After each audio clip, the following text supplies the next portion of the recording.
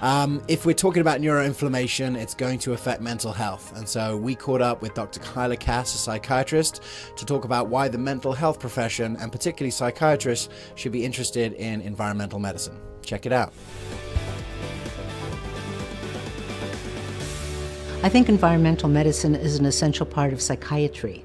And even though it's not part of conventional training, sadly, it's so important because so many symptoms of environmental illness show up psychiatrically. And years and years and years ago, I hate to say how long, I've been in this for maybe 25 years, I was looking at environmental issues because I knew we had the field of clinical ecology, which has morphed. And when we have patients that present with anxiety, depression, brain fog, and a myriad of physical symptoms, but often psychiatric presentation, rather than doing the conventional thing, which is whipping out the prescription pad for an SSRI, for antidepressant, what a doctor who looks at environmental medicine, like myself, does is check people for heavy metals, environmental toxins, mold, based on their history. And sometimes the history won't even reveal it.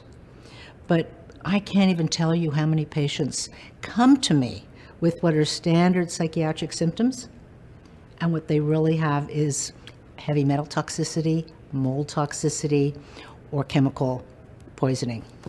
What are some of the signs in some of your patients that you have a patient in front of you with environmental illness?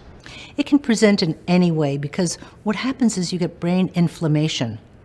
All of these affect the brain mitochondria, the mitochondria of the neurons, of the brain cells, and cause inflammation.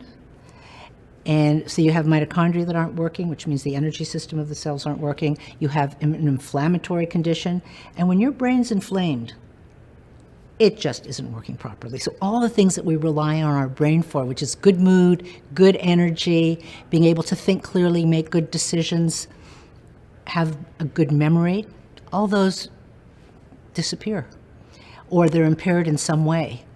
And again, in standard conventional psychiatry, these are treated with medication, or the patient is told it's all in their head. Well, it's not, it's in their whole system. And it is chemical, and it is remediable when you know how to test for it and how to treat it. So what is the standard training for physicians in environmental medicine? The standard training for a physician in environmental medicine really doesn't exist. I mean, I certainly didn't learn any in medical school, internship, residency training, not at all. In fact, at one point I was doing workers' comp evaluations a very long time ago. And people who were obviously chemically exposed, they were working with chemicals. These are workers who were doing cleaning or some sort of processes, actually often without gloves and protective gear, and were being told it was all in their head. And I was the psychiatrist who was supposed to defend their mental state. Instead, it was clearly an environmental toxin issue, and that wasn't admissible under workers' comp. So it was a really big issue at the time. Hopefully now there's more recognition of this, but not as much as there ought to be. I mean, this absolutely should be part of psychiatric residency training.